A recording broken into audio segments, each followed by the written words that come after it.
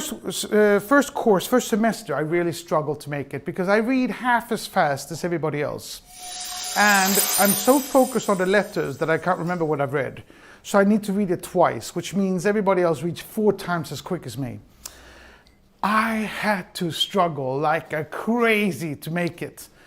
I did, but barely, and I figured this is not going to work. I can't do 3 more years of this in this way. And in the first course of the second semester, we had this group work. We had a problem with the group because, of course, I hadn't been able to read everything, so I didn't really understand, and we were quarreling within the group. And we go up to the teacher. The teacher goes up to the wall and he takes a pen and paper and he scribbles an X and he does that and he does blah, and bam! I don't have to think in letters and words. I can think in pictures. And from that day, I had straight A's on almost everything for 3.5 years. And I did a semester extra at Lynn University in Florida. I did 2 MBA courses at Harvard University, international business and doing business with Pacific Rim countries. Turned out I wasn't an idiot at all, as they had said. I was dyslexic, and which is just something that some people are. But it was really, really interesting for me because I really had, until that, thought that I was an idiot. And maybe I'm exaggerating a bit because I know, of course, I wasn't an idiot, but I really felt that I was not as smart as the average Tom, Dick, and Harry. And after my university, I still had I almost had a feeling of I'm actually cheating because I'm not remembering all this in words, and I've got a picture of a model in my head which explained things for me, but I'm not going to tell anybody I'm cheating. And then I finished in 1992. And in 1991, we'd had a financial crisis. It was called a fastighetsbubbla, real estate bubble. I didn't know what I know today, that there are no real estate bubbles, there are no IT bubbles, there are no anything else bubbles. It's always financial bubbles within different types of sectors. It's greedy banksters who beat the shit out of hard-working entrepreneurs and people in general. But we've had one, and Sweden had gone from 1% unemployment to 10% unemployment. So there were absolutely no jobs for newly educated MBAs, and specifically not for somebody who was almost 30 years old and never had a real job. So I started a company. I went to Russia, and I had this idea. So Sweden was almost a communist country in the 70s and the 80s. Strongly socialist, and people loved Russia. They almost knew the words to the national hymn, and the big bastards going, Ronald Reagan and bar for the capitalists. And I remember the first time I came to America, I bought myself a, what do you call this, a vest that you can shoot people in, and like a police vest and a helmet. And I wondered if I would survive getting in from Newark to Manhattan. It was a complete sensation to me when I come to paradise. Nice, clean. I didn't see anybody get shot the whole summer. And then when I came to Russia, I was expecting, wow, from one paradise I'm going to get to another one that's just as good. And I come to an armpit. And I'm not talking a nice armpit like from a 15-year-old girl who shaves it. I'm talking like a lumberjack armpit who's been out working for 14 weeks with a lot of hair and shit. Russia was the worst place I had seen in my entire life. But I had this idea. 1989, when Russia collapsed, and Sweden, who loved Russia and Russian things and, and communism and stuff like that, I figured they would love to buy Russian trash. And the Russians would probably like to throw away any trash that they had and could get rid of.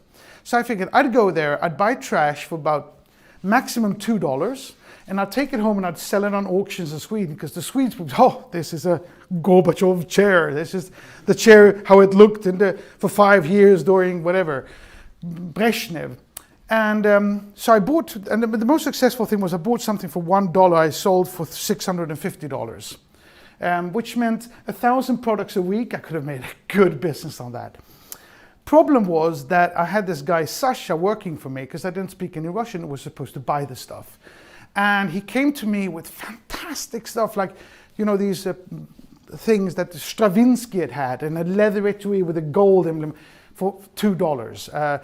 Beautiful microscopes and stars for $1, $2. And I said, I need 1,000 products. I want trash. I want an ashtray, a broken chair. I want anything you can buy, but 1,000 products a week. And he said, I don't understand. You got to come with me and show me. So we go to this place in St. Petersburg, which looks like Östermalm in Stockholm, where I don't know, basically around here. Beautiful, nice Jugend houses, you know, large, built in the late 1800s, with parade flats, 250 square meters, and beautiful places. And the difference between Stockholm, where a family would live in like that, was that when you come into a Russian one, 75 people live there. And like dogs, and terrified of each other, looking out through the doors like this. And it was amazing how poor they were. And I go into this small room called Jungfrukammaren in Swedish, and Norwegian I think as well. And this old lady said, you can pick anything you want in this room for $1 a piece. And I go in, and there's probably value in there for maybe 2 million kronas. They were so poor, they would sell anything they had. And I didn't go to Russia to become rich on poor people. So I left 2,000 products in a warehouse in St. Petersburg and went home totally depressed, and decided and promised myself to bash socialism at any given occasion I could for the rest of my life, which I have and still do, as you will see. Because socialism doesn't work, and capitalism does. So I come home, I'm depressed, I'm sitting down on the sofa, and the telephone calls, actually first day I come home from Russia, and it's Jan Stenbeck. And Jan Stenbeck, who I had met on a boat in Barcelona during the Olympic Games, said, you were going to start working for me. And I said, well, you never called. He says, I'm calling you now. And I said, when do I start? Tomorrow morning. So I put on my great suit, and I go down to the office in the morning, and I meet Jan Stenbeck. Jan Stenbeck looks at me and says, no, you can't look like that. And I said, what do you mean? He said, no, you've got to have jeans and a t-shirt. The t-shirt has to be dirty. And I said, why? I said, because you're going to build a chain of shops for TV shops products. Trash that doesn't work and that are really, really cheap because they don't work and it's trash. And you have to look trashy to be able to sell trashy stuff. And I went like, I've been studying 4 years. I got 500,000 kronas of student loans. I mean, and now you're going to give me this. And he says, Johan, everybody who starts for me needs to start with carrying beer. And if they're good at that, they can start off as a CEO for any company I have at the organization. And I figured life's not fair. And this guy, his name was Kalle von Spret. You know, he was actually a von as well, but with a real one. And his father and Johan had gone to school together, and he went straight into Skeppsbron Art on the head office and worked with mergers and acquisitions. I had better degrees, I was more ambitious, I was actually smarter too. And he had a much higher salary than me. And there I was in my t-shirt and my shitty jeans.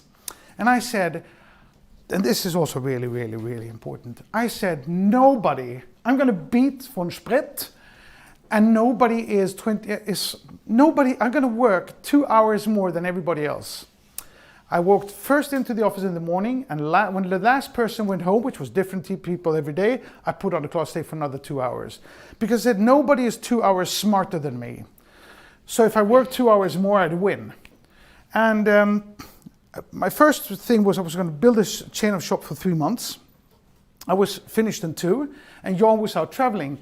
And at the same time, I was sitting, I was sharing office space with the ZTV, which was like MTV, Music Youth Channel. And it was chaotic like crazy. They didn't know what was their target group. They didn't know what type of programs they were going to do. It was just a playground for doing television, because Johan had the license and he didn't know what to do with it. And I hadn't had time to think about it. So I did a marketing plan for it.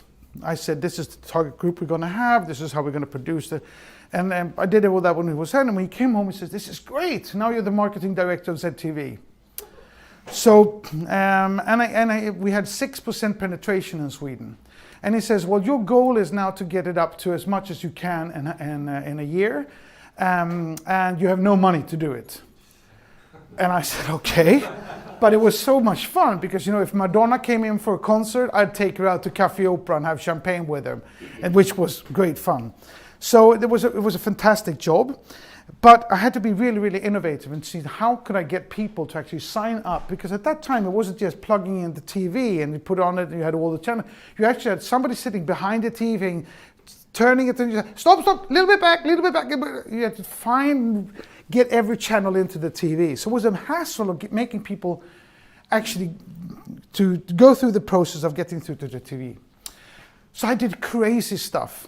Since we decided it was going to be a youth channel, I worked with RFSU, Redaktionen för Sexuell something, whatever, and we gave out condoms. And on one side of the condom packet is a ZTV, and on the other one say, can you get it in? Because, they had to get it in for the window. And hugely successful, spread them out to all universities and high schools in Sweden. This was in the year of the AIDS, so they gave away these condoms they liked doing that. And I also took a baker, and during the weekends, because we didn't have money to send television at the time, Fridays and Saturdays, we took out my office desk, we put in a bed, put up a camera, and we had the baker sleep in my office from Friday afternoon till Monday morning. And he could only leave if he to go to toilet. He would have to eat pizzas, and he could sit and watch television. And people would come home and say, have you seen the baker? What baker? He's on television. And they would sit and watch him, and he was lying there, sleeping and scratching him. Really fun, crazy. And a lot of the real reality soap operas were actually invented during this period at ZTV, because we wanted to get people to produce content that would engage people and make them look. And we did a 48-hour discussion group with the same panel, which was hilarious, because after 48 hours, they were getting really tired. And we would discuss 48 different subjects, and people could walk in from the streets and participate, sitting in an audience like this. And both major magazines in Sweden, Expressen and Aftonbladet, had the whole löpsedel. I don't know what that's called in English. Flyer. The flyer was all about this program. Both of the two major saying, this is the craziest program you ever seen. You got to go see it. It's still going on. And on the Saturday night at 3:00 in the evening, we had this guy called Johan Dahlgren, which was a very famous Swedish weightlifter with a lot of humor and looked crazy. He had said something really, what's the English word? Not so nice, not really, it was just provocative about lesbian women. And at 3:00 at night, they called me up and they said, Johan, there's been a disaster. Johan Dahlgren said this and that, and now we have 15 militant lesbians knocking on the door, wanted to come in. What do we do? And I said, for God's sake, let them in and call Aftonbladet. And so we got another flyer the next day talking all about this amazing event. So in 6 months, I got it up to over 80% penetration from 6-7 without a dime in marketing. So Johan said, this is fantastic. You're such a great guy. I'm not going to make you executive vice president for a bank in Luxembourg. And you're going to be responsible for co-branded credit cards. And you're going to live with me in my house. So I started off to 20,000 Swedish kroners. I invoiced it from a company called NFT, which was no fucking tax, Bahamas registered. It prescribated by now. And I then moved to Johan in Luxembourg, and I had 350,000 Swedish kroners tax-free. I lived in his house for free. I had a sports car convertible with a special motor from Audi and a big fat representation account. I had kicked from Sprit's ass. Yes. And how had I done it? By working 2 hours more. If you work harder, you win. Now, if you don't want to win, don't work hard. But if you want to win, you work harder. It's as easy as that. To be honest, many times we're not talking 2 hours. We may be talking like 9 or 10 or at least 5 and 7. I put that up as lesson number 2. Good? Yeah, lesson number 2. Work hard, you succeed.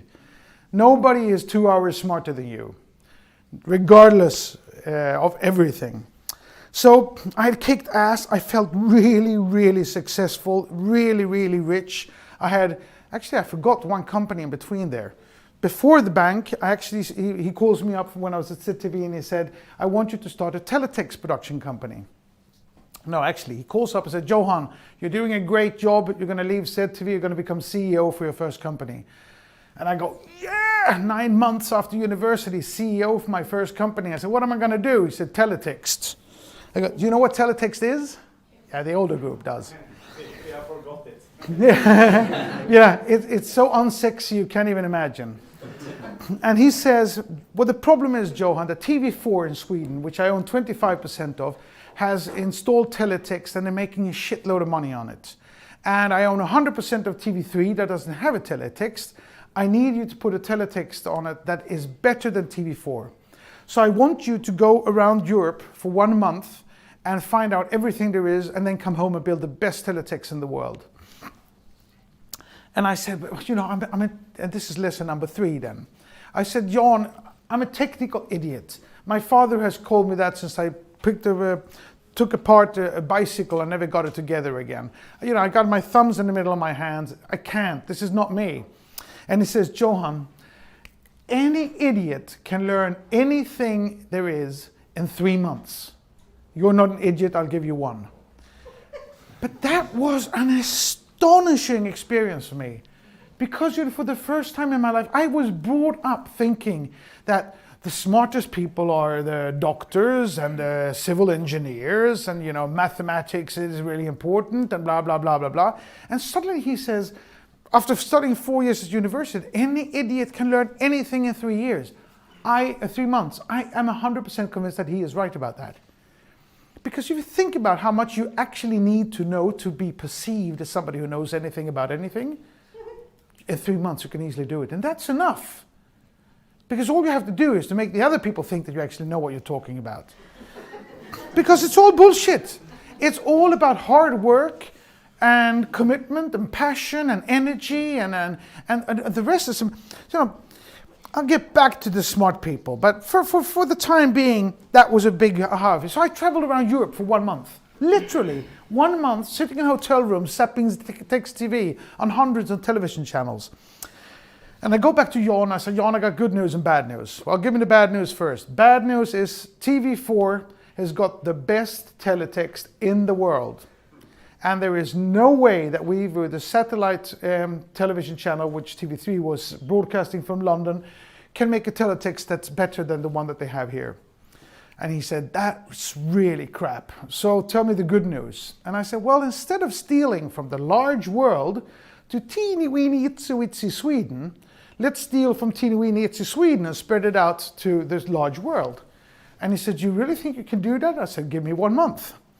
So, long story short, I do the first contact with Telecinco in Madrid, which was then the second largest television channel in Spain. Made it quickly the largest teletext production company in Spain because of the teletext. In 6 months, I started teletext production in Norway, Denmark, Sweden, Holland, England, Italy, Germany, and Spain. Built the largest teletext production company in the world and made 5 million euro profits a year for 10 years, although I was only there for the first year myself. And there was something really interesting there in that process, because of what I learned there was that Sweden had fantastic engineers, really, really good on technology, but fucking no ambition. No interest of going abroad, of internationalizing, of spreading this. They were so fat and happy with making teeny weeny bits of money for TV4. Actually, they probably made quite a couple of million Swedish kroners, but not at all what they could have done if they would have gone international. And so Johan then calls me up, gives me this job in Luxembourg. I become what I thought was really rich and really successful. So Johan and I had been out drinking whiskey a night. We're standing in our underpants in the kitchen, 4 o'clock in the morning. And I say to Johan, Johan, how much money do you need to be rich? I wanted him to tap me on my shoulder and say, Johan, you're rich as hell, because I felt so. And he said, wow, 50 million? That was such a shock to me. I almost fell to the floor. I said, 50 million? Yeah, $50 million. I thought he was talking Swedish kroners. I said, $50 million? What the hell do you want that for? He said, well, you need an apartment in New York, one in Paris, summer house in Saint-Tropez, something in the Alps for skiing, maybe a farm or 2, cars, jewelry on your wife, paintings on the wall, your kids in the right school. It goes fast. I was kind of, So in Sweden there's a saying, when you talk to the peasants, you have to talk like a peasant. So, I said to Johan, but Johan, fuck, I want to become rich. How can I ever get $50 million? Then he taps me on my shoulder. He says, Johan, stay with me for 10 years. I'll give you $50 million. That was a great time to resign, wasn't it? So 2 weeks after, I didn't have the balls to do it right then. I had to think about it first. But 2 weeks after I resigned, because I figured, it's not like he's a charity guy. He's not going to give me $10 million or $50 million because he likes me. It means I'm going to bring in $250 million to Kinnevik at least. And if he thinks I'm so good that I can bring in $250 million, I don't need to work for anyone. So I resigned. And I was going to start a company called Speed Ventures, who would benefit from my experience from the teletext company, finding really good Swedish or Scandinavian technology and spreading it out of Europe. So I called my best friend up, Eric Wikström, and I said, Eric, I'm going to start a company that helps companies in Sweden internationalize. And he said, I'm just going to jump off Kinnevik and start a company doing web pages for companies. If you internationalize my company, I'll make you equal partner. And that was a company called Icon Media Lab. And I said to myself, I needed to make more than $50 million in 5 years. I didn't need $50 million. I'd never had that as an ambition in my life before. But because John had said I could get it from him in 10, I needed to do it for myself in 5. It was just a competition against the promise that John had given me. So I went out in our first press release and I said, we were 4 people, we had no money, we had no customers, we had nothing. And I said, we're going to become the largest internet consultancy company in the world, and I'm going to make more than $50 million in 5 years, just to put some pressure on myself. And of course, people laughed at me. And 5 years later, we had 3,500 employees, 32 offices in 21 countries, and was the largest internet consultancy in the world. On the way, in 1998, I also started the first sharing economy company in the world called letsbuyit.com. Letsbuyit.com, sorry? What did you call it? Letsbuyit.com. Let's Buy It was a consumer aggregator. So if all of us wanted to buy a Volvo, we'd go in and we'd buy 32 Volvos, we'd get a much better price. And it was for 2 years the largest e-commerce site in Europe. Put it public on, so Icon Media Lab was public on Swedish stock exchange and on Nasdaq in the States. At that time, that was completely separated stock exchanges. So I actually rang the bell at Nasdaq live on CNN. Company had a market value of $2 billion. Letsbuyit.com was started in 1998. We put it public in 1999 with 1,000 employees in 10 countries. Had a market cap of $1 billion. And I started a company in 1998 called Speed Ventures with some friends that made the largest private placement in Europe in 1999, 200 million euros. Was valued at over €1 billion. And I had kicked ass on von Sprettenstein by working a bit harder. And I had my personal value at the end of 1999 was about 6 billion Swedish kronor. So I actually kicked ass on the 50 million that Jon Stenbeck had offered me as well. There's not that many people who's made 6 billion Swedish kronor in 5 years, but there's fucking nobody who's lost it in 6 months. So when the internet bubble burst, I kind of, it just poof, and it was all gone. So easy come, easy go, but a lot of fun and a lot of work and a lot of experience during that time. And during that time, I was really, really engaged in bashing socialism in Sweden. It needed to be bashed, and I bashed it really hard. Why? Because Sweden had no entrepreneurship at all. We had more multinational conglomerates than any other country in the world per capita. ABB, Volvo, Saab, Ericsson, Electrolux, endless amounts of them, but absolutely no entrepreneurship at all. In Europe, on average, there was 15% of the population in Europe were entrepreneurs. Only 10% in Sweden. Now, sometimes I ask the audience, so how many percentage? What was the difference between Sweden and the rest of Europe? Or they say 5%. But the difference between 10% in Sweden and 15% in Europe is 50% more entrepreneurship in Europe than in Sweden. That is insane. And it's not that, that just happened. It was created that way. It was created that way by socialism. And because no entrepreneurs, or very few entrepreneurs, are socialists. And socialists want all people in the society to be socialists. So they had made this deal with the Wallenbergs and the others who owned most of the conglomerates because the Wallenbergs didn't want any competition from entrepreneurs. They wanted everybody to work in blue suits and walk to the office and press buttons and pull and then go home and lie on the sofa and watch Tips Extra and then vote red. Everybody was happy. But it's just that we weren't happy. We had the highest suicide rate in the entire world for a decade. We weren't happy. Now it's lesson number, what are we, 5? Up to 3 now. So here's a question that is so obvious, you're all going to accept and agree with me, and when I ask you, nobody's going to know. What is the most beautiful thing, the most fantastic thing in the world? Freedom. A child's smile. Close. You're closer than you're close because it's like freedom. Capitalism. No. But you're closer. What is it you feel for your child? Love. Yes! It's always a girl. Love 3 times. Oh, I didn't hear it. You have to shout. Love is, you're right. It's always a woman who says. Sometimes, yeah. So, love is the most fantastic thing. Everybody agree? No, but somebody, yeah, good. I do agree. But it's not always up here, is it? Once more. Love isn't always up here. It's not always peak fantastic. Kids run out in front of cars. It's hard work. Absolutely, but that's doesn't take away the beauty of it when it's good. Kids run out in front of cars. People get cancer and die too early. My wife can run away with a golf instructor. At these situations, life can be horrible. But what happens is that it's so good when it's here that if she runs away with a golf instructor, give me half an hour, I'll down at Harry's looking for a new one. So, because we strive for this, and it's a human right, isn't it? Everybody should experience love. Does anybody not agree with that? I agree. Good. Now here's the difficult question. What's the second most beautiful thing in the world? Entrepreneurship.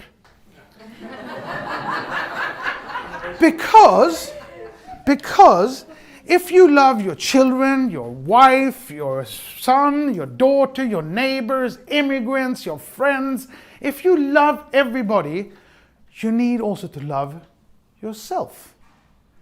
And when you have an idea, when Greta has an idea, Greta wakes up in the morning, she goes, Bosse, I got this idea, I want to start a company. And Bosse goes, oh my God, Greta, you got this beautiful job as a cashier at the bank, and we're saving all the money to go to Lanzarote this weekend. No, don't get that out of your head. So disappointed, Greta calls mother and father, and my father says, but Greta, after all these years of studying, you're going to throw it all away on entrepreneurship? So Greta goes to her friends. Now her friends are so terrified that she'd actually succeed, especially in Sweden. So they will go, nah, that's too late, too fast, too little, too strong. It's already been done. It can't be done. Everybody is going to tell Greta it's not going to work. But Greta's got this idea. And it's growing on her like cancer. And you know, she can't get it out. She loves, she wants. And one day she said, everybody else is wrong. Greta can. I can. And she just fucking does it. Takes the step. Beautiful, isn't it? Yes. And that's, how many in here are entrepreneurs? Good. Beautiful crowd. Most beautiful people in the world. Because they are the only heroes in society. They are the foundation of the society. If you ask a socialist, they will say, no, it's the workers. I work for the Landstinget. Do you have a Landsting in Norway? Yeah. Like a hospital that's owned by the government. So they'll say, yes, but who's paid for that? Well, tax money. For whose money? For the entrepreneurs' money. Or the people working for the entrepreneurs.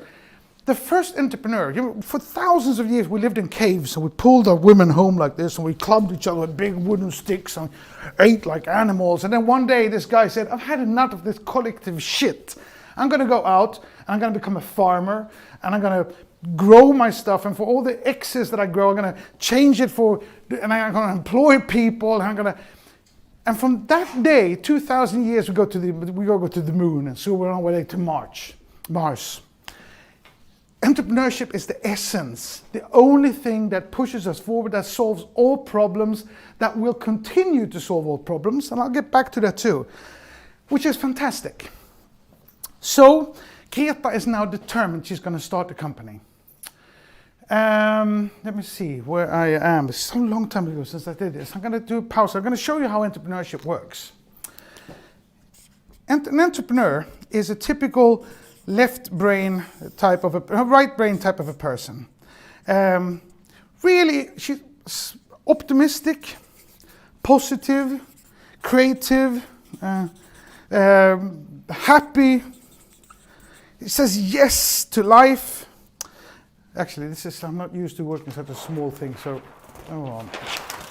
I got to do this smaller. So it's a really happy person with a small brain, because not always it's true. It's not always the smartest cookie in the street, but always happy, optimistic, positive, creative, big smile, says yes to life. And on the other side, you have the really smart person with a big brain, analytic, smart, high IQ, says no to everything because they know everything is it's not gonna work. So, and I hate working on such a small thing. Greta says, all I need is this much money, and weeps, it's gonna go this good. I've seen 4,000 business plans presented to me. They always look like this. I have never ever yet seen a company that has that development. They always look like this. And the only time you ever need pi in your life is that 3 times 4, 3.14 times as long as you thought, and 3.14 times as much money as you thought you'd need. That's the only time you'll ever need pi. And that's how it always is. Because this is how it goes. Yoo-hoo! We got our first customer! Shit, they didn't pay. Yoo-hoo! We got our second customer! Bloody deliver, so just don't deliver. Yoo-hoo! We got a fuck, the machine just broke it. Every shit that can happen to an entrepreneur will happen to an entrepreneur. What did I tell you? It's not going to work. Yes, this time she didn't pay, but the next one will. And that's how it works. I take my freedom to... And it goes on like that forever. So when Ericsson's fabrik in Kista burns down, what they do is they just move it to the factory in Taiwan. But we don't fucking have a fabric in Taiwan, do we? When our factory burns down, it bloody well burns down. And then you need to be incredibly optimistic. And again, well, I'll build a new one. It's not going to happen again now, is it? How likely is that? Problem is, how does this guy get the money in the first? Ingvar Kamprad does. Ingvar Kamprad. You know who Ingvar Kamprad is? Yeah. He gives the money here. Now, why the hell does Ingvar Kamprad do that when he knows how difficult it is and how much these knows the money? Because he knows they're probably never going to make it. It's so difficult that if I give it to him, at least I'm going to have my money left. If I give it this, it's gone. So, but we're in a big problem because without the money, we can't build our companies. So remember what I said before, if you talk to a peasant, you need to work like a peasant. So what you need is a really good business plan. You need a really good marketing plan. You need a really good finance plan. And a really good PR plan. And a really good HR plan. And a really good blah, blah, blah plan. And then, when you have all these plans, this is what happens. This guy goes check, check, because what they really love, they love Excel. How do you spell Excel? E-X-L-L. C, whatever.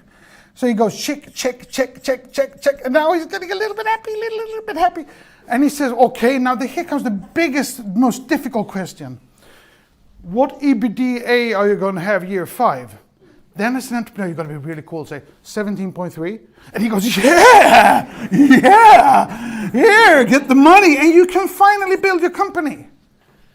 Now, is it going to make 17.5 5 years down the road? We all know that's not going to happen. Because the only thing we do know is that nothing of this is going to be right. Doesn't mean it's not important to do. Alvin Toffler, I think it is, said, Plans are nothing. Planning is everything. These plans need to be redone all the time and adjusted to the experience that you learn and the way. It is an important process because they are right. Because if we give all the money to this person here, she's going to blow everything on the first marketing plan. No human being can live with just one half of the brain. We need both sides. As individuals, as groups, always. So the boring person is right. The funny person is right too, but in another way. And this is really, really interesting. The thing is, when it comes to being smart, the smartest, when I lecture at technical universities, I talk with a very broad accent, like this peasant that I am from a small farm in the middle of nowhere in south of Sweden. And I stand with my back to the audience and I go, it is incredible. It is incredible. Here I am invited to KTH, the most prominent engineering school in the world, more Nobel Prize winners than any other place. And I'm a peasant, ADHD, dyslexic from Sweden. From Halmstad is going to lecture to you. I don't even understand what it is I'm rubbing out from the table. And they all sit there and I say, see, how many in here think it's impossible to have a high IQ and be smart? Half of them put up their hand. I said, come on, you're at the best school in the world. And they all put up their hands.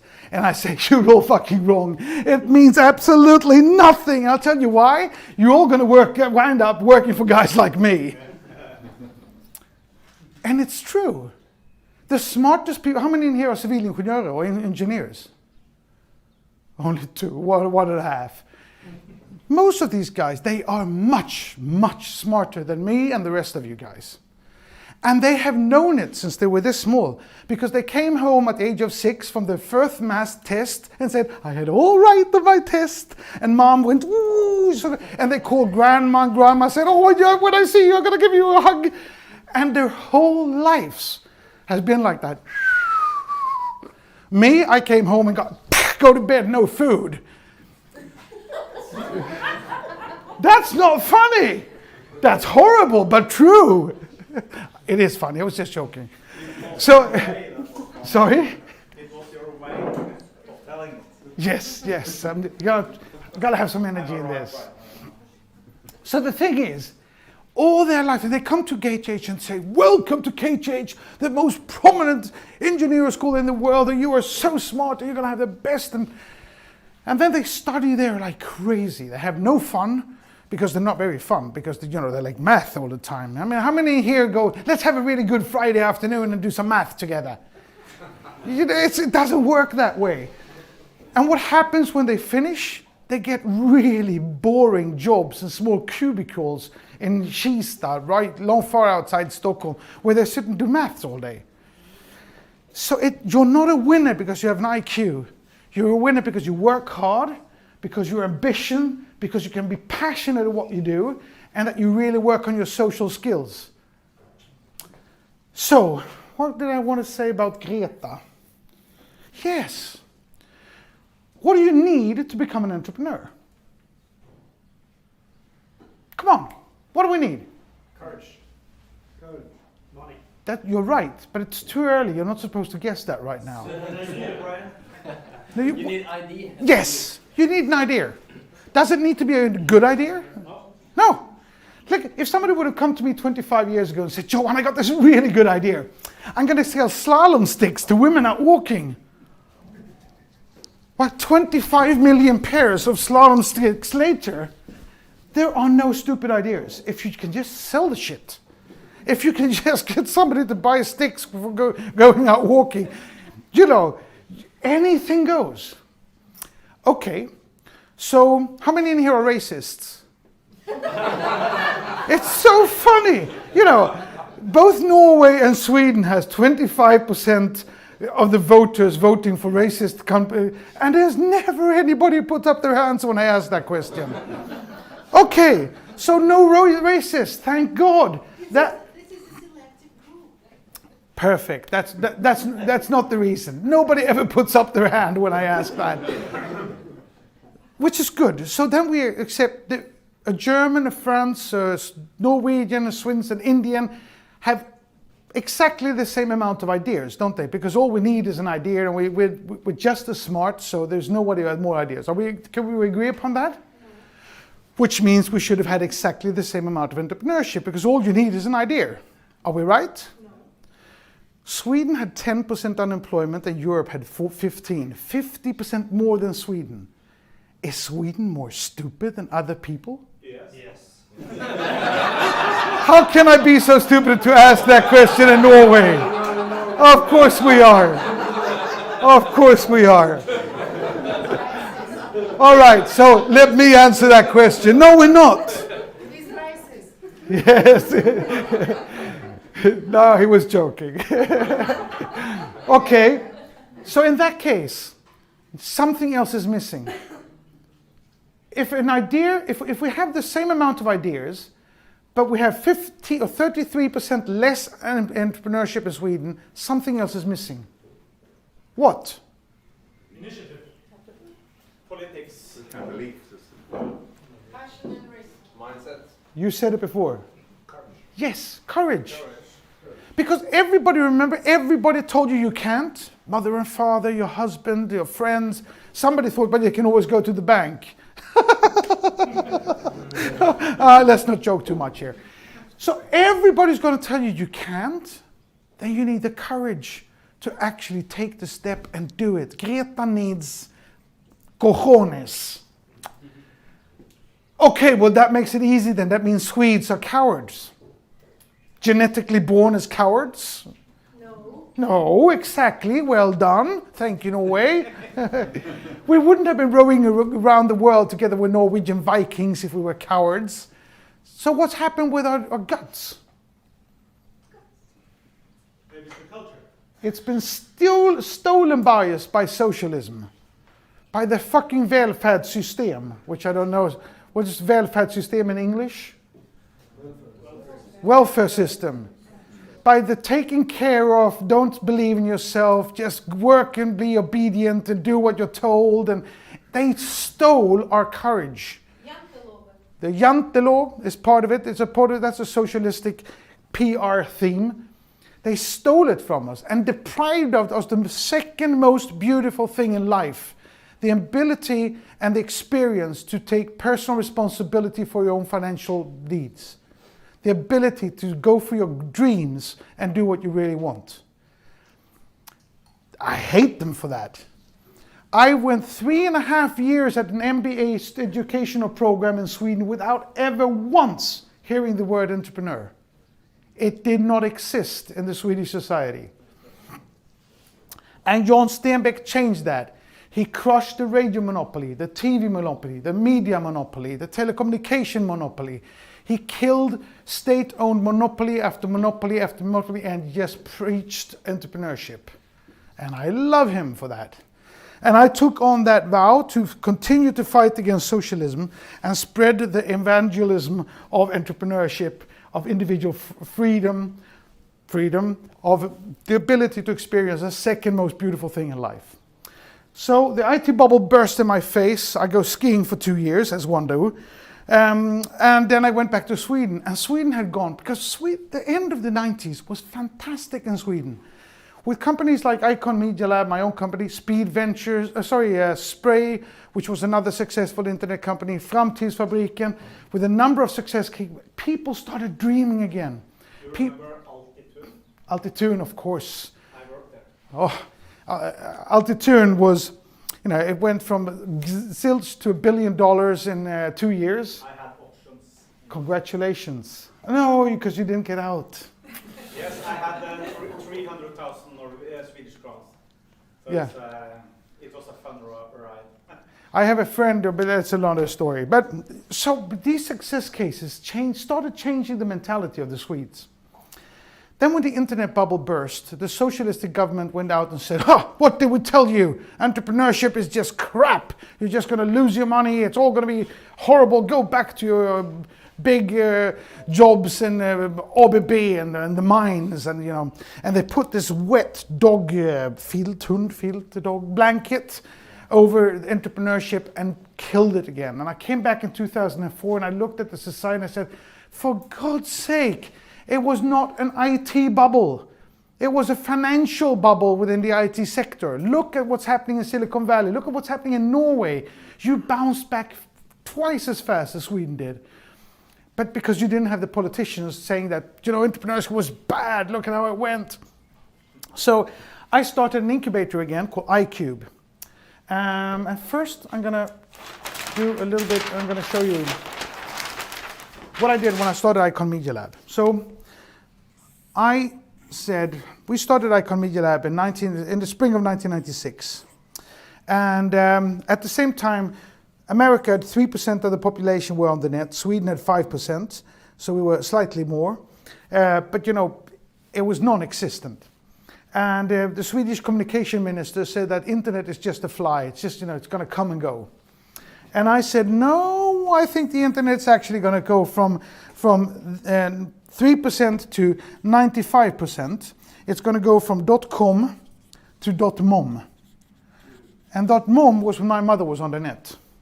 I said, when my mother is not a big consumer, but when she's on the net, she's going to be the last one in. And when everybody is there, including my mom, it's going to be a highly strategic product for every company in the entire world. And I said, okay, so if the goal is to get my mother on it, what needs to happen then? And I said, well, at the time, all we had was communication. And I said, information. And I said, well, we'll be able to get answers as well, so it will be communication. And then I said, well, once we've added communication, we'll add transaction. And then I said, once we've added transaction, we will probably do integration. We'll integrate into the existing business plans and business systems and processes in order to be able to create more interactive deals, like going into your bank and actually paying your bills. And I call this, and I said, so the next stage there will be participation. Participation. And participation, sorry, it was so long since I did this. Integration would be, we would actually participate, never mind, I'll get it right eventually. We said we will participate in the value creation by going into the bank, paying our bills ourselves, actually cutting away one of the people working at the bank doing this. Traditionally, we would stand in a line waiting to have this done for us. We would participate and do this work ourselves, but we would still perceive it as a better service than having to stay waiting in a line to get there. And then we said the next one was when everybody is participating in value creation, it means everybody is going to compete with everybody and everything. So let's say that you're Goodyear, and we call that Star. So now I remember, that's participation. Sorry. That's participation. And then we said, we put one star and we said, that was integrated, that was participation. Then we said Star Wars. So we said value creation was when everybody participated in the value creation. So you try to own your customers from cradle to grave. We would make sure that a car company would build a small car for the teenager, larger for the family, a big sub, and then eventually a small car for the retired people. And we said when everybody is participating in this, everybody will compete with everybody. So if Goodyear works with Ford, and Ford and Avis is renting out Fords, it means that Avis is actually a competitor of Michelin tires. Everybody will compete with everybody. We call that Star Wars. Wars. And then we said, at that time, individuals will be totally crashed in the middle because everybody will try to own us. And I said, if everybody owns us because they want to be able to force us to be within their value star, we're going to lose our integrity. And I said, what digital footprint? We need to own a digital footprint, our digital personas. Our digital identities is not the same as a digital identification. It's actually the identity, who we actually are. And if it's owned by these companies, we'll be enslaved. But eventually, we'll actually pull out and we'll make sure that these stars work to our benefit and nothing else. And I call that me star. And then I said, eventually, we'll be able to have a lot of different situations like this, where we will all run our different stars that we are interacting with in different ways, and we'll do we star. We star will be that I will use my discount on Volvo and give it to you for your discount at SAS. And we'll force these stars to work on our premises, because the man, the human, the individual is the important thing in this system, and not the technology. This I did in 1996, which is really interesting because at the time we just had information. So when Google came out in 1998 and said, make no evil, they had already started on this part. I call it the most evil company in the history of mankind. In 2002, I invested in a company called A Small World, which was one of the very first social media companies that was successful because I believed this would be the foundation of a platform which would own and control ourselves. Then Facebook came along in 2004, and I said, this is going to become the most valuable company in the history of mankind because they own our souls, our digital souls. And this is now the most evil company in the world, even eviler than Google. I have a tweet from 2009 where I said it's just a matter of time before Google and Facebook determines the outcome of a political election. So I was a fanatic driver against privacy on the net. And I'll get back to that if I have the time. We take the time. So I said that, well, the internet, in order for this to work, technology, obviously, it's a lot about technology. The technology needs to work. But we don't want engineers to decide what's going to be done, because they will do things, nobody's done this one before. Yeah, but why? I don't know. So we needed behavioral scientists who would say, where's the problem? What is it you really need? And then we'd go to the engineer and say, can you actually solve this problem? And then we would need creative people to say, well, how can we educate people to make them understand how it will work? How can we make it funny and intuitive? And then we needed management consultants who would say, how does this play in the overall strategy of the organizations and their overall looking goals? And how can we implement this structure to support that? And then we needed, we call it HCI, with human-computer interaction, and we needed project leaders. Because these people, you know, the engineers, they go like this and they don't want to look people in the eye and just send the emails to each other. And the behavioral scientists, you know, they would stand and talk to themselves in a corner and attempting to make suicide. And the creative people would be dressed in black and throwing themselves like a crazy Liv Ullmann in the process. And the management consultant would be extremely boring with the tie, so type of, you know, like never had any fun. When we were climbing trees, they would do math with their father. So all of these people are crazy, like we all are, like we all should be. And we are worthless if we're alone, but fantastic when we're together. So we needed somebody who would actually run and conduct how such a meeting with these weirdos would work. What problem is it we want to solve? Can it be solved? Can we make it intuitive to the other? And can we make money on it? And that was an integration model, a mångfalds, what do you call mångfald again? What is mångfald in English? Förstår ni inte på norska heller? Diversity. It's a diversity model. The more we mix, the better it is. The more we integrate, the better it is. What does New York, London, and Singapore have in common, apart from being the three most richest cities in the world? Melting pots. They're the most cultural integrated countries in the world, cities in the world. All religions, all races, all ages. The more you mix, thank you, sir. The more you mix, the better it is, the more successful it becomes. And it's fundamentally like that. So we built the cube, and because of that, I love this integration model. I've called all my companies cubes after that. So in 2004, I started iCube. iCube was an incubator done just to piss off the socialists in Sweden. Because before that, all incubators in Sweden had been based and locked to go towards the universities. And they were state-run. And they would have telecommunication at Telefonplan close to Ericsson. They would have IT in Kista. They would have biochemistry and medtech in Karolinska, and they would have something at the business at the business university, and they would never speak. And of course, so far away from the city center where the finance was, that they would never meet the finance guys. So I put my iCube smack in the city center of Stockholm, right where all the businessmen, the finance, the politicians, the creative people, the art directors were, and I combined all of these different types of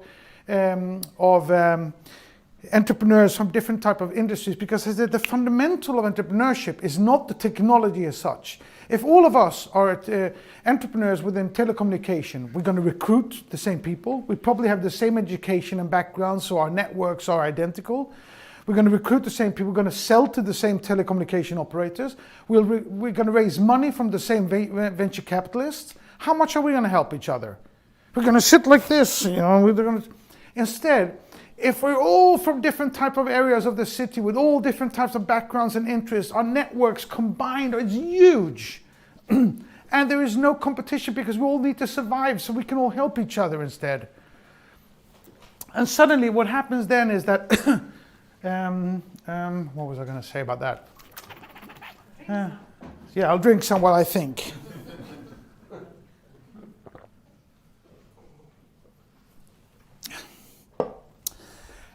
So by combining all of these interests and helping out, we find the fundamentals, not in the technology, but in the basic essence of all entrepreneurship. I need to survive. I need to raise money. I need to build my brand. I need to find customers. I need to recruit the smartest people. That is identical for whatever given part of industry entrepreneurship that you can imagine. And if those are the goals, and we all need different things, we can all cooperate and help. So that became hugely successful. I ran it for 4 years, and I had companies like Apotea. Now these are Swedish companies, you won't know them. Apotea, which is the largest online pharmacy in Sweden, getting close to $1 billion valuation. Accedo Broadband, which is the largest TV app production company in the world. They built Netflix. Couple of billion Swedish kroners. Starflow, which is, sorry, not Starflow, Snowfish, which is 50% of Spotify today. It's all the lists, you know, that you create your own music lists. Endless amounts of companies from these 45 companies that we had over 4 years, because that model worked. In the spring of 2005, it was valued at 500 million kroners. So I was on my way back. I owned 51% of the company. And then Lehman Brothers go bust. So I had to shut the company down in the autumn of 2008. I had also been in the cultural board in Sweden for 6 months and had 20 death threats. I was the first non-communist in the Swedish cultural board. So that rendered 20 death threats. So I decided to move to Singapore and start a company called MyCube. And MyCube was going to kill Facebook. This was now in 2009. MyCube was look and feel like Facebook. You owned and controlled all your digital assets. You had the ability with an integrated micropayment system to charge for that content at whatever price you just put down as you decide as a content creator. And the company had huge success when we launched, and then it was raided by the Russian mob. And I lost, again, 250 million kroners of my own money. And I was wiped out, and I moved home to Sweden. Took me a year to get out of Singapore. Moved home to my summer house in Sweden, because that was the only thing I could afford at the time. Was there for a year, didn't find any jobs.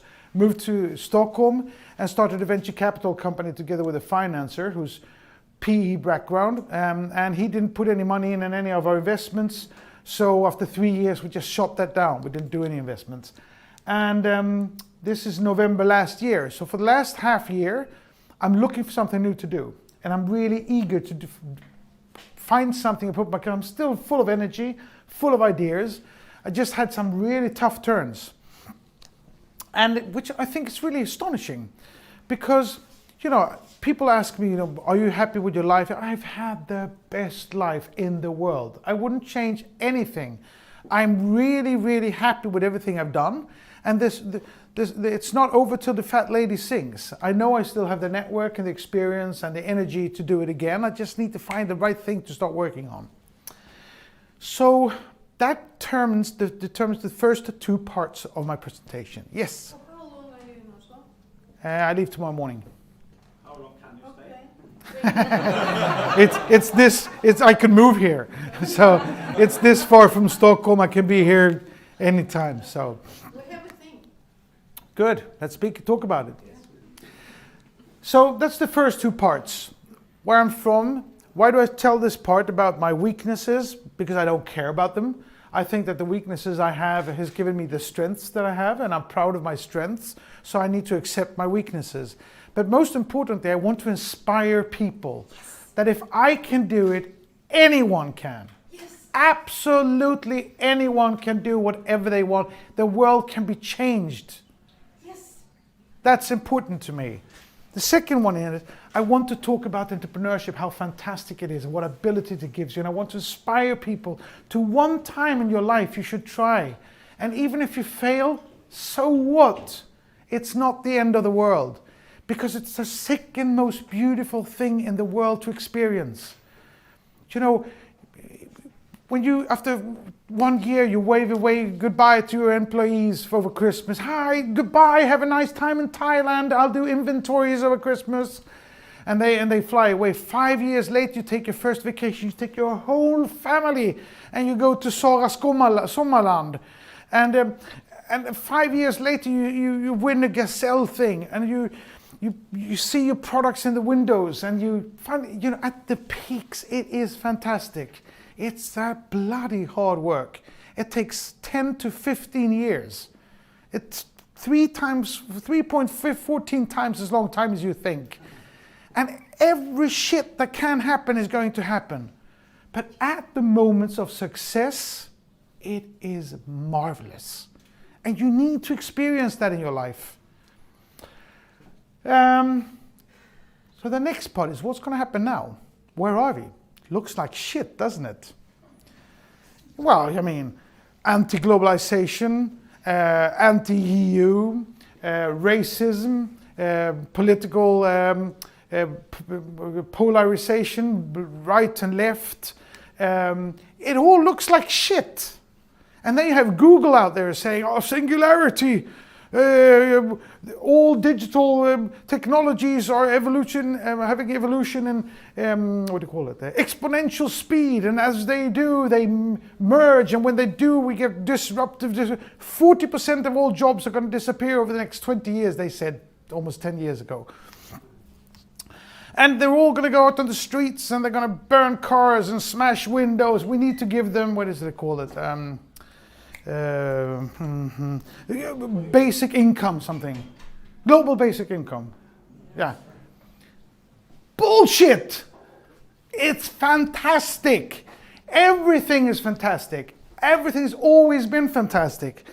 The thing is that people negative, specifically the really smart ones.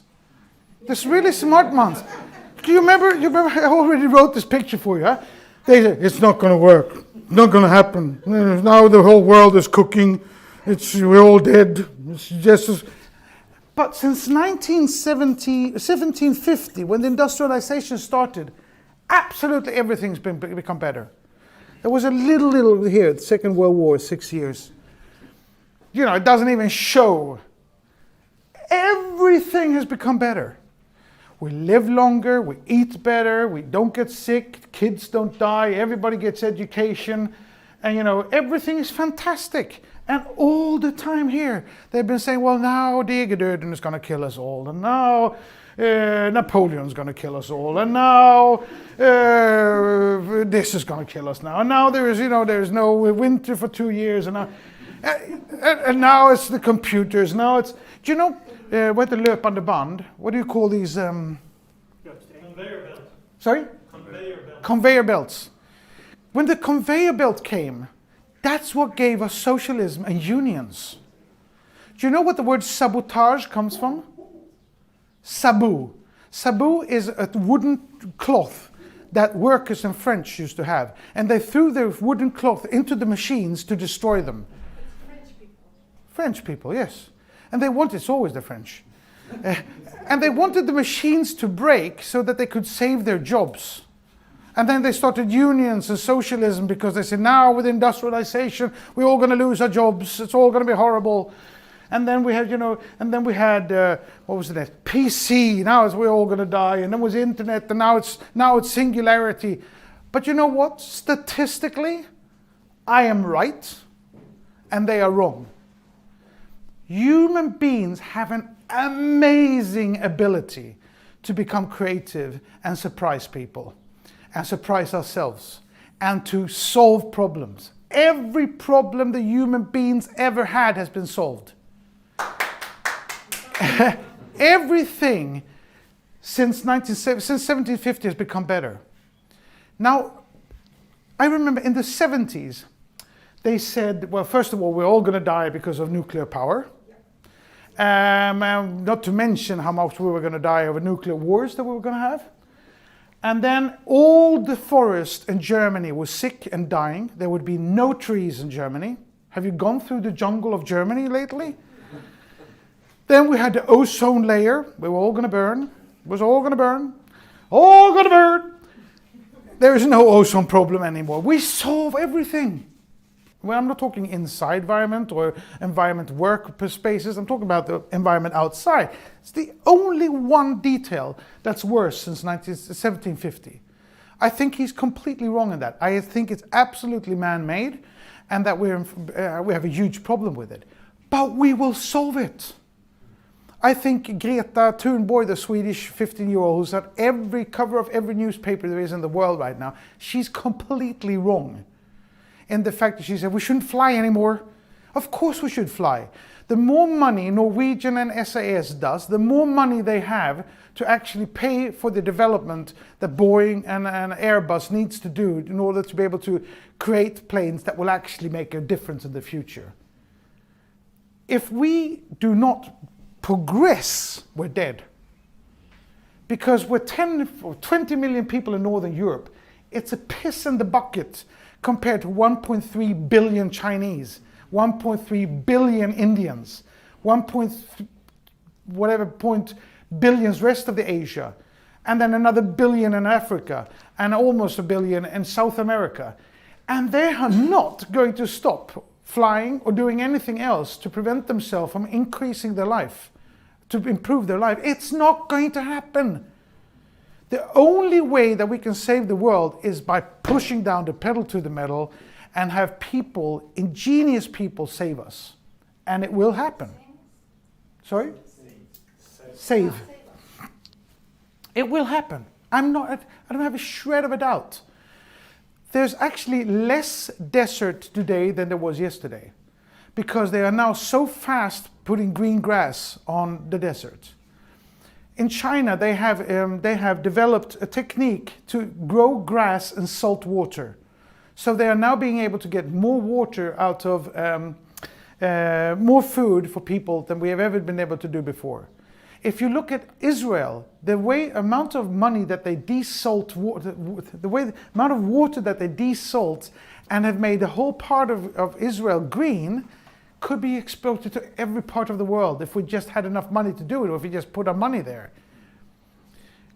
10 years ago, I started joking, saying, well, you know, a 400-year-old mahogany tree will be able to be grown in 50 years, and 20 years from now.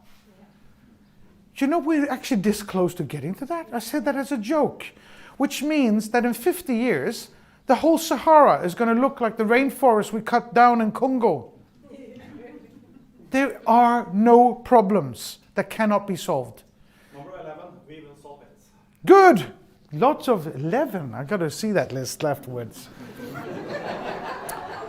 So I love these type of conferences where intelligent people get together and talk and discuss. And I've been to the World Economic Forum 4 times. I was awarded Technology Pioneer by the World Economic Forum in the late 1900s.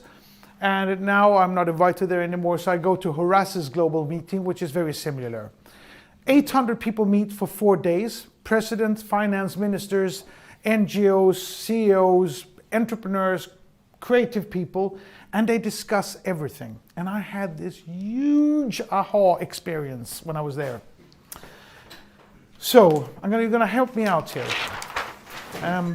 They discussed augmented reality. Does everybody know what augmented reality is? No. Augmented reality is, for instance, you watch a movie, you stop the movie because you like the dress that your girl has, and you buy the dress, and then you continue watching the movie. Then you have virtual reality. Everybody knows what virtual reality is? Yes. And then you have IoT. Everybody knows what IoT is? Internet of Things. You can actually check what you have in your refrigerator over your telephone. Then you have AI, artificial intelligence. Everybody knows what it is. And machine learning. Everybody understands that. Then we have open source. We have SaaS. We have what else? We have G5, 5G. Sorry, my dyslexia. 5G. We have cloud. Any other major technical parts? Blockchain, of course. Blockchain and crypto. Anything else? Good. Sorry? So it's mixed realities when you mention AR. Yeah, but this is good that you can come up with it, because this is exactly what happened. So 800 people discuss politics first. All fields of politics all looks like shit. Then they start talking about technology, and they say all of this technology, they all tried everything of this. They all know enough of it to discuss it. Average age is probably 60. So I'm just below that 60 years age medium of the group. And they discuss all of this. And they say all of these technologies are having exponential development. And as they do, they actually merge. And when they merge, they have disruptive structures that happen. And that's what will create singularity problems. That's why 40% of all jobs are going to disappear. The biggest threat they see right now is that in 7-8 years, give or take, it's going to be prohibited to work as a transporter in the States. Because people driving lorries, school buses, or whatever else, they fall asleep, they take a whiskey, they watch their SMS, and they have accidents, and they can only work for 8 hours a day. 7-8 years from now, it's all going to be automatically driven transport vehicles that goes 24 hours a day and never falls asleep and never drives on a kid. That's the largest group of employers in America. 6 million people are going to lose their jobs in one day. And this is just one area of industry. Right now, the whole retail industry is actually experiencing a Kodak moment. And which is going to be much, much worse than what the retailers and the analytics at the banks understand today. Are there any bankers in here? 1, 2, 3. So analysts and bankers don't understand how bad the retail death is going to be. It's going to be brutal. Yeah, but even worse. So a lot of things are going to happen here, and they're not all going to be good. I said before that everything has become better, absolutely, without any doubt, but not for everybody. And that's important to understand. If you lose your job as a truck driver, you might never get a new job, which means the world probably just became this bad. But it's better for everybody, because we're not going to be run over by somebody who's been driving and stuff like that. So, and this is important. So, one technology is missing here. 3D printing. Sorry? 3D printing. No, I can put 3D printing here as well, but no, 3D printing is not the one. Automatization is just everywhere. Cyborg implantations. You can put that in here. It's machine learning. AGI, A and I, general intelligence and neural intelligence. That wasn't discussed, but it's not the one I'm looking for. This is you don't need to guess anymore. I'm going to tell you. Video gaming.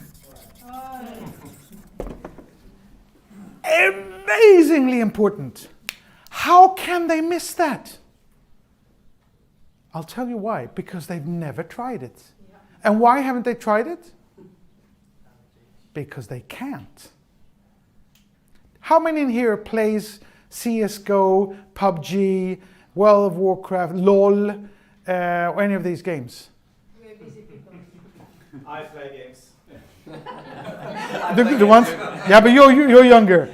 But the games that I told you about now, you play FIFA online on. Other stuff, but I play games. Okay, which is very, very good.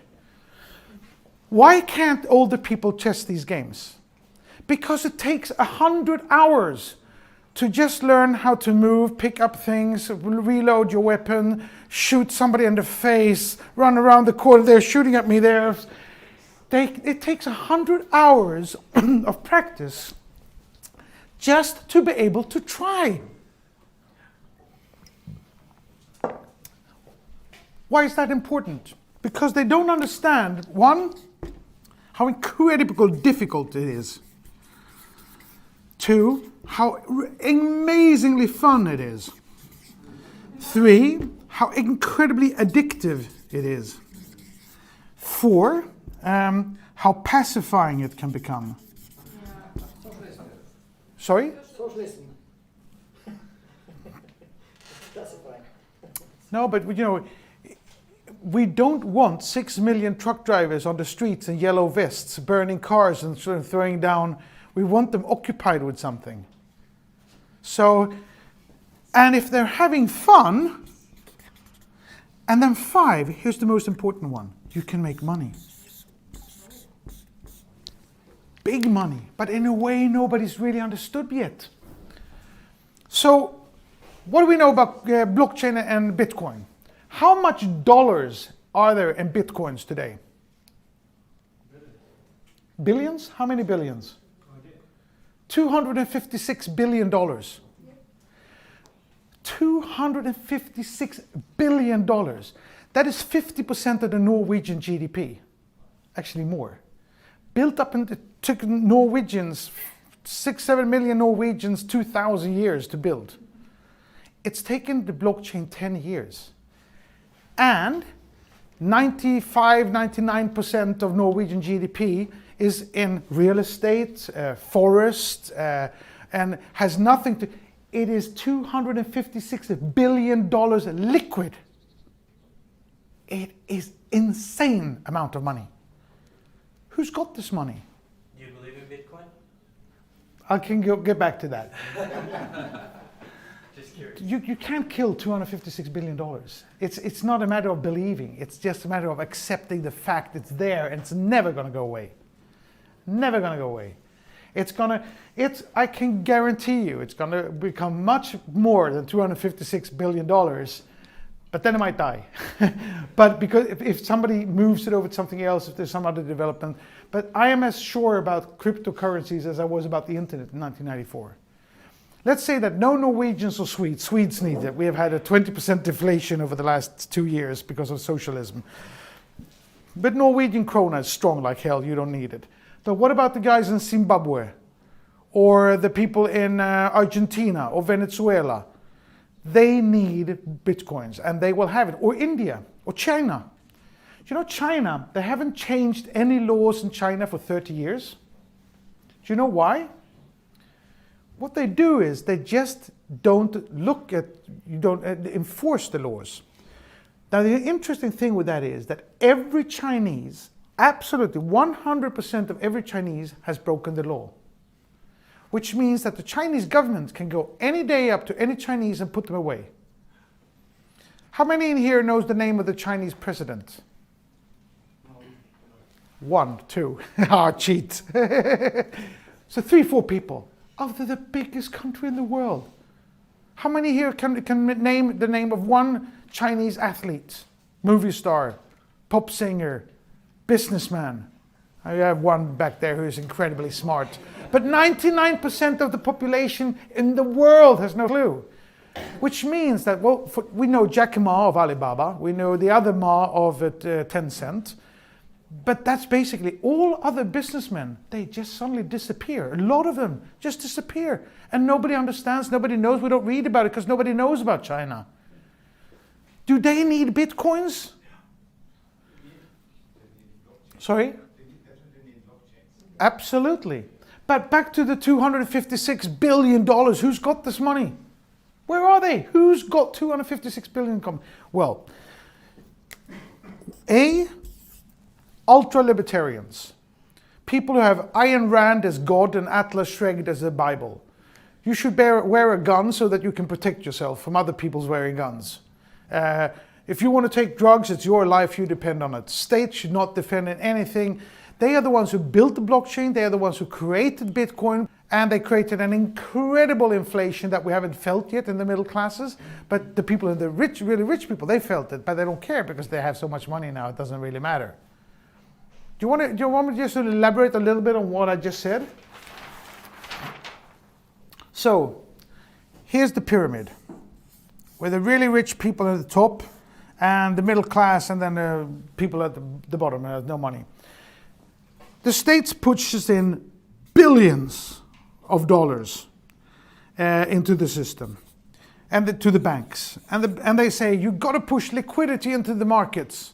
So we give you this money. We save the banks by giving them liquidity. The bank said, put the liquidity into the markets. And they say, okay, we're going to give it out to everybody who can show that they have assets they can borrow against. So you have 1 billion in real estate, you borrow 1 billion, and you invest that at a 10% increase because of the liquidity. Everything's been going crazy for 12 years. So they make 12 years, 10% a year, interest on interest. They now have gazillions, 3 billion here. The middle class, well, best case, we got a new kitchen. These guys down here, they got nothing. So 20 years ago when I bought my Ferrari, it wasn't for 2.5 million Swedish kroners. It was in every newspaper in Sweden. Today they sell 600 Ferraris, Maseratis, McLarens and whatever for over 6 million kroners a year in Sweden. When we went out and really celebrated hard, we went down to the restaurant, we drank Moët de Chardon. Today they stand and they actually just pour Dom Pérignon and Cristal. I used to fly first class over the Atlantic. Now they have their own airplanes flying over. This group has had a tremendous inflation. I bought a house in Verbier for 40 million Swedish kroners. I sold it for 40 million kroners. It costs 250 million today. This group has had an amazing inflation, and that is all going to simper down, and then we're all ruined. And the libertarians know this. They said, we're not going to have any government that bails out the banks who are the crooks that created the problem in the first place, give the money to the people who definitely don't need it. So they wanted a currency that they controlled, that there would be no inflation, that they did not know ahead of that would be. So it's impossible to stop. These guys now sit on a huge amount of money. The second group are the witches. Who are the witches? 20 years ago, they played World of Warcraft. They dressed in black suits, painted their nails black hair, and they played role games on the streets. And then they went home with the computers and they played more World of Warcraft. And they bought a digital knife for $100 that they 2 weeks later sold for $500 million, for $500. They were the first ones to understand that you can make real money on digital value creation. And that is huge. Because when the group of people that talk about, they talk slightly about gamification. You know, we need to have gamification, but they don't fundamentally understand what it means because they don't really play these games.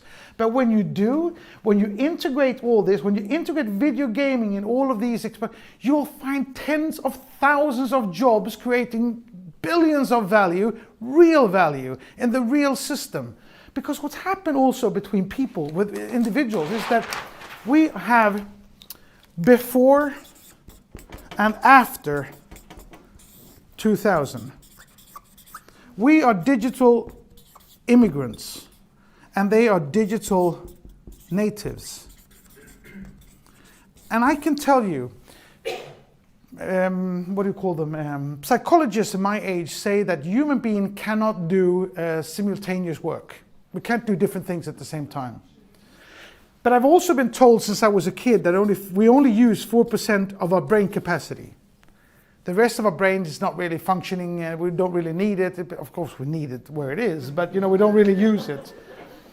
I can promise you that my kids can do simultaneous. They really can do several different things simultaneously. I am 100% sure that the kids of this generation, their brains have mutated. Indigo children. Sorry?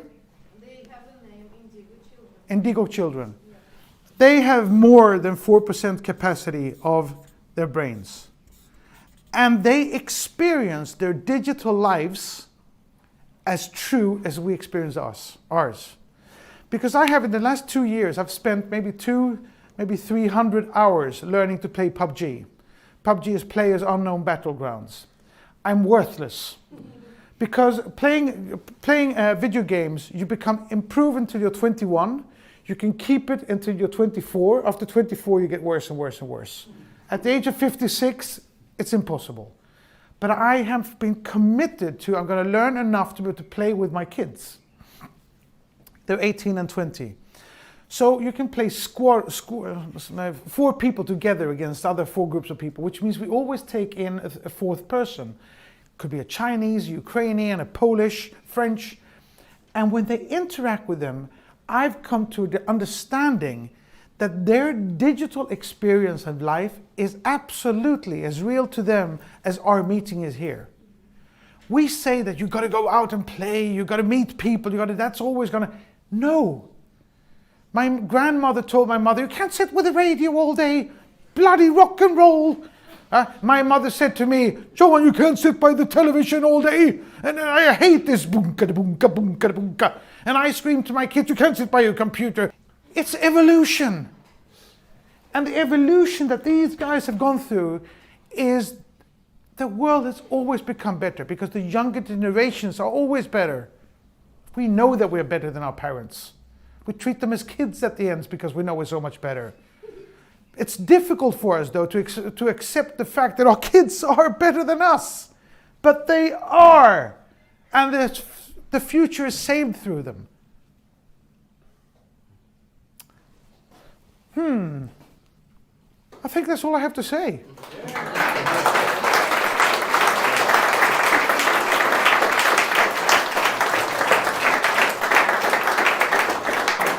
Don't forget to Twitter, LinkedIn, and whatever else if you like this. And if you can take selfies, I'll stay here and talk to you. You can take pictures with me. And if you want to follow me, I'm always Johan Staël in one word. I'll put it up here. On Instagram and whatever else, Snapchat.